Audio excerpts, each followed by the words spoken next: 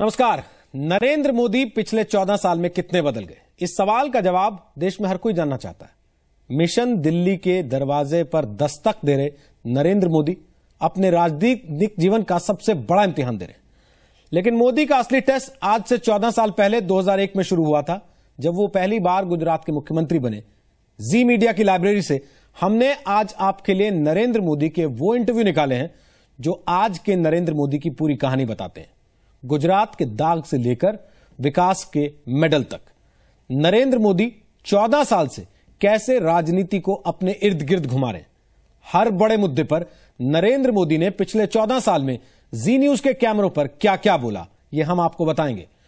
गुजरात दंगों पर भले ही नरेंद्र मोदी की पार्टी कहती हो कि उनको क्लीन चिट मिल गई, लेकिन विरोधी अब भी इसी को लेकर उन पर वार करते हैं, या कहें कि मोदी के विरोधियों की राजनीति का फोकस ही यही है। लेकिन खुद मोदी दंगों के बारे में 2002 से अब तक क्या सोचते थे और अब 2014 में क्या कहते हैं, ये दोनों तस्वीरें भी आज हम आपको दिखाएंगे।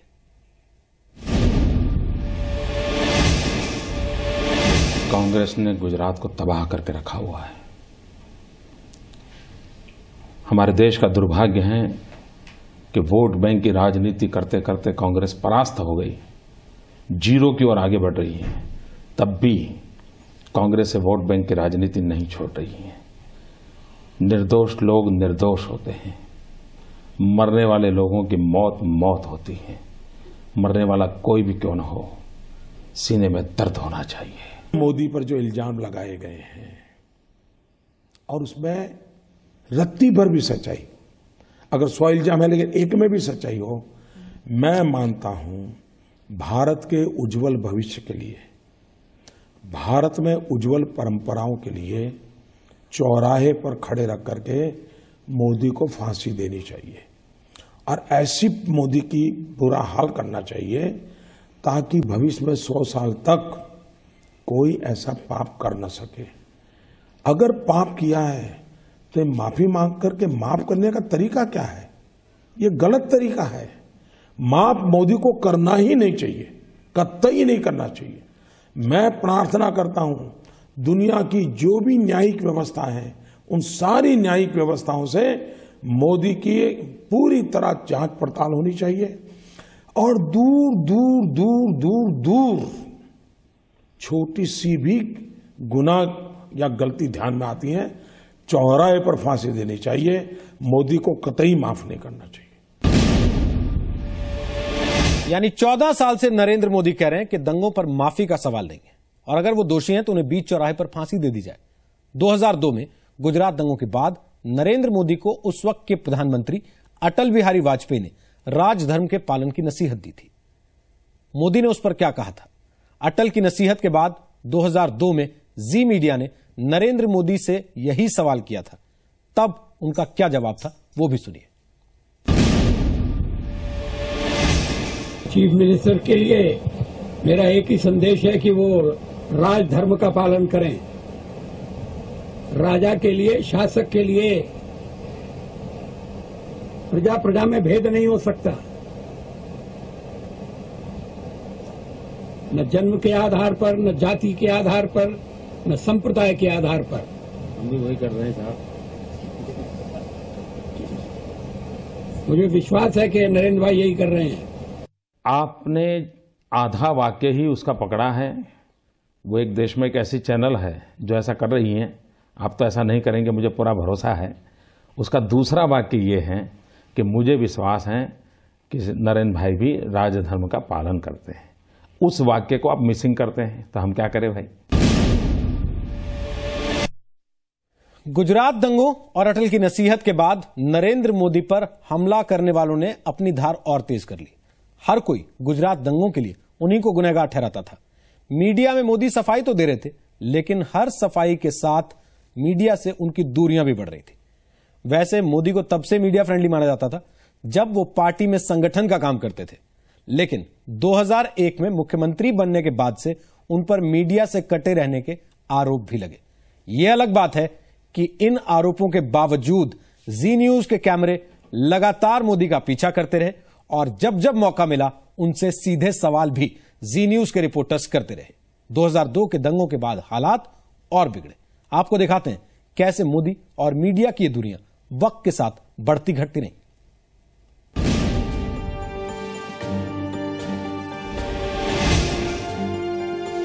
मोदी साहब, अगर आपकी पर्सनैलिटी पर नज़र डालें, आप दिल्ली में रहे, बड़े मीडिया फ्रेंडली आप माने जाते थे, लेकिन अब गुजरात के कई लोगों का ये कहना है जो आपको बहुत क्लोजली मॉनिटर करते हैं कि जब से आप मुख्यमंत्री बने हैं तब से बहुत रिजर्व से रहने लगे हैं, बल्कि मतलब एरोगेंस तक अब वो चीज़ चली गई है। मीडिया से भी अब आप बचते हैं। हालांकि हमको तो इंटरव्यू आप दे रहे हैं इस समय, लेकिन ज़्यादातर लोगों को नाकामी हासिल होती है। देखिए, दो चीज़ें कॉन्ट्राडिक्टरी हैं। एक तो है कि मिलते नहीं हैं और दूसरी है एरोगेंसी। एरोगेंसी का पता तो मिले बिना पता ही नहीं चलता है, या तो एक सच है या एक झूठ है। लेकिन मैं आपको बताऊं तो दोनों सही नहीं है। ये बात सही है कि मीडिया से मैं बहुत मिलता जुलता था, उसमें तो कमी आई है क्योंकि काम बदला है, तो उसके कारण सारे दोस्त हैं, तो दोस्तों को तो शिकायत करने का अधिकार है। और मीडिया की ये शिकायत गलत है ऐसा मुझे नहीं लगता है, क्योंकि उनकी अपेक्षाएं भी ज़्यादा है, क्योंकि बहुत पुराना दोस्त रहा हूं, घंटों तक उनसे गप्पे मारता था। मैं मीडिया का आभारी हूं ताकि उन्होंने मुझे सारी दुनिया में मेरे नाम को प्रचारित किया, प्रसिद्ध किया, इसलिए मैं उनका आभारी हूं। मीडिया को थ्रेट किसी सरकार की, किसी राजनेता की नहीं है। मीडिया को थ्रेट है उन लोगों की, those who R news traders, news manufacturer.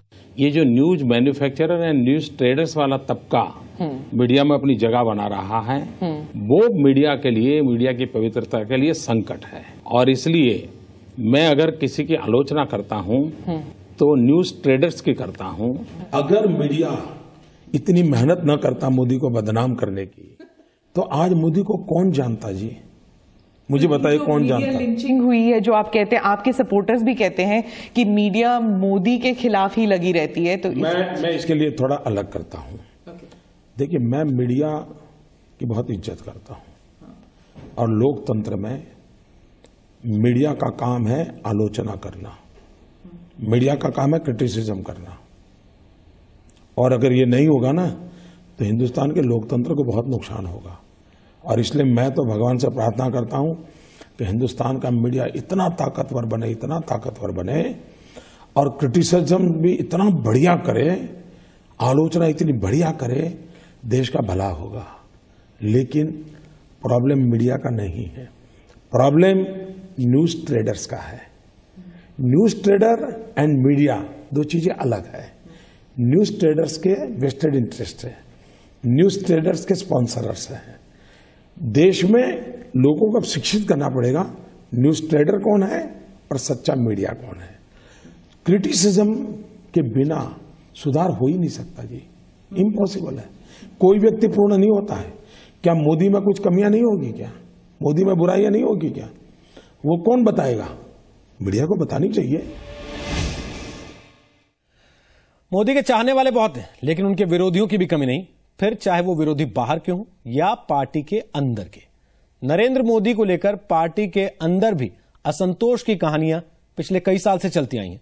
Modi Gujarat में पार्टी संगठन में काम करते थे, कहा गया कि उन्हें खटपट के बाद दिल्ली भेजा गया, दिल्ली से फिर उन्हें मुख्यमंत्री बनाकर गुजरात भेज दिया गया, और अब वो गुजरात से दिल्ली की तरफ एक और बड़ी मंजिल के रास्ते पर हैं। कैसे वो अपनी ही पार्टी के असंतोष पर भी सीधे सवालों के जवाब देते रहे, देखिए। देखिए, मैं जब राजनीति में नहीं था तब मैं आडवाणी जी के इंटरव्यू बहुत बारीकाई से पढ़ता था। उसमें मुझे इतनी वैचारिक स्पष्टता दिखती थी और मेरे मन को वो छू जाता था, और हर चीज को इतना बड़ा आर्टिकुलेट वे में वो रखते थे, और क्वेश्चन आंसर फॉर्म में शायद उनके इंटरव्यू में कटिंग करके रखता था सालों तक, और मैं उसको अध्ययन करता था। और आज भी मुझे कभी कभी लगता है कि मेरे विचारों की जो धार है उसमें उसका बहुत बड़ा रोल है। दूसरा, सामान्य रूप से राजनेता वो होते हैं जिनके निकट जितने जाओ आप उतना ही उनसे दूर जाने का मन करता है। आडवाणी जी का एक्सेप्शनल केस है कि जितना उनके पास जाओ उतना ही अधिक निकट जाने का मन करता है। जितने निकट जाते हैं उतनी उनकी ऊंचाई ज्यादा बढ़ती हुई नजर आती है, और शब्दों में वो नहीं कहते, उनके व्यवहार में नजर आता है। मेरा अपना कोई सपना नहीं है, मैं इस प्रकार के बनने के सपने देखता नहीं हूं। अगर यही होता तो मुझे मुख्यमंत्री क्यों बनने दिया जाता? और मेरा इतना गौरव क्यों किया जाता? तो मेरी पार्टी को बेकार में आरोप मत लगाइए, मेरे पार्टी के किसी साथी पर आरोप मत लगाइए। ये लोगों के नाम पर मेरी पार्टी को बदनाम मत कीजिए। मैं समझता नहीं ये गाड़ बाड़ क्या होता है। गार्ड तो शायद रेलवे में पीछे होते हैं। मेरे यहाँ तो सारे जो वरिष्ठ लोग हैं वो इंजन है जो चलाते हैं। वो अब सिर्फ गाइडिंग फैक्टर हो गए हैं, जो अडवाणी जी हो गए, मुरली मनोहर जोशी जी हो गए, ये सिर्फ गाइड रह के गए। जो असली काम जो है वो सेकंड जनरेशन लीडर्स ने टेक ओवर कर लिया है।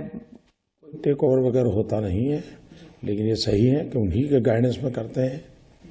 अपने अपने उम्र से अपने अपने क्षेत्र के हिसाब से लोग काम करते हैं, लेकिन मार्गदर्शन तपे तपाई नेतृत्व के पास ही है, वरिष्ठ नेतृत्व के पास ही है।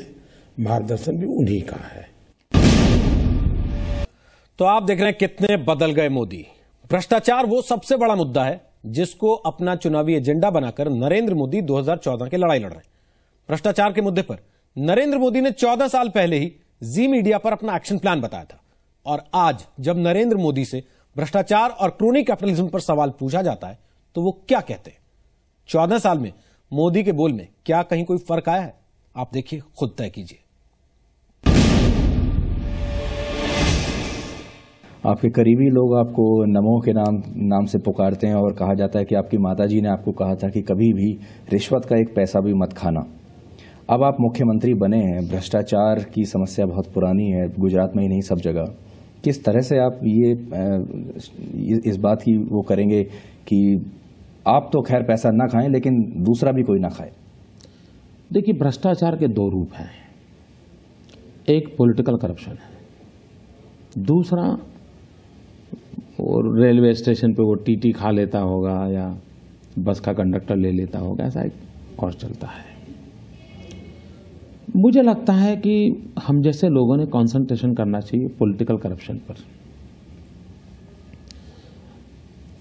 मुझे ऐसा लगता है इस प्रकार की जिंदगी जीने का पहली बार अवसर आया है, लेकिन पिछले 2 महीने के अनुभव से मुझे लगता है कि अगर ऊपर हम ठीक रहें तो धीरे धीरे नीचे ठीक होने की हवा पहुंचती है। जेन्युइन अच्छे काम के लिए लोग ज्यादा आते हैं, जेन्युइन अच्छे काम के लिए आते हैं, अच्छे सुझाव लेकर के आते हैं। और मैं ये मानता हूं कि सामान्य मानवी अच्छा चाहता है। हर कोई ऐसा नहीं है कि जो अपना ही पेट भरना चाहता है। मैं स्पष्ट मत कहूं।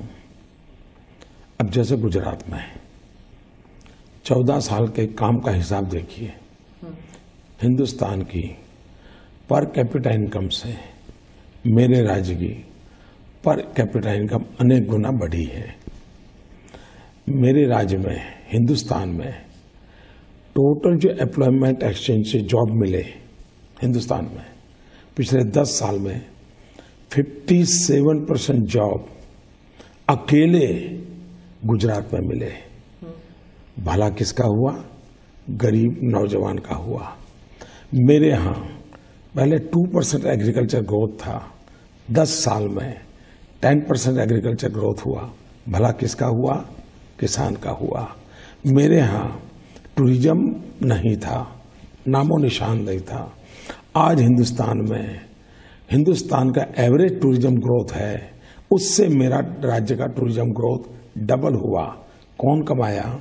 चाय वाला कमाता है, ऑटो वाला कमाता है, बिस्किट बेचने वाला कमाता है, हैंडीक्राफ्ट बेचने वाला कमाता है। तो ट्रिकल डाउन आपके यहाँ चाहिए? एक मिनट, विकास हुआ। विकास सबका हो रहा है और सबका विकास होना चाहिए। इसी को लेकर के मेरी साथ not only that, small scale industries, आपको जानकर के आनंद होगा, झूठ बोलने वालों को हैरानी होगी। पूरे हिंदुस्तान का जो स्मॉल स्केल इंडस्ट्री का ग्रोथ है, 80% ग्रोथ स्मॉल स्केल इंडस्ट्री का गुजरात ने दर्ज करवाया है। और इसलिए आरोप लगाने वालों के पास अब मोदी के खिलाफ कहने के लिए कुछ बचा नहीं है। और दूसरा, ऐसी कैसी दिल्ली में सरकार मरी पड़ी हुई है कि जो मोदी के इतने पापों के बाद भी उस पर हाथ भी नहीं लगा पाती है। जो पापों का वो गिनती करते हैं, तो दिल्ली में ऐसी सरकार को तो 1 मिनट नहीं रहने देना चाहिए जिसके पास भाषण में बोलने के लिए मोदी के खिलाफ 1000 आइटम है और कदम उठाने के लिए एक आइटम नहीं है, तो ऐसी निकम्मी सरकार को अब देश ने 1 मिनट रहने नहीं देना चाहिए।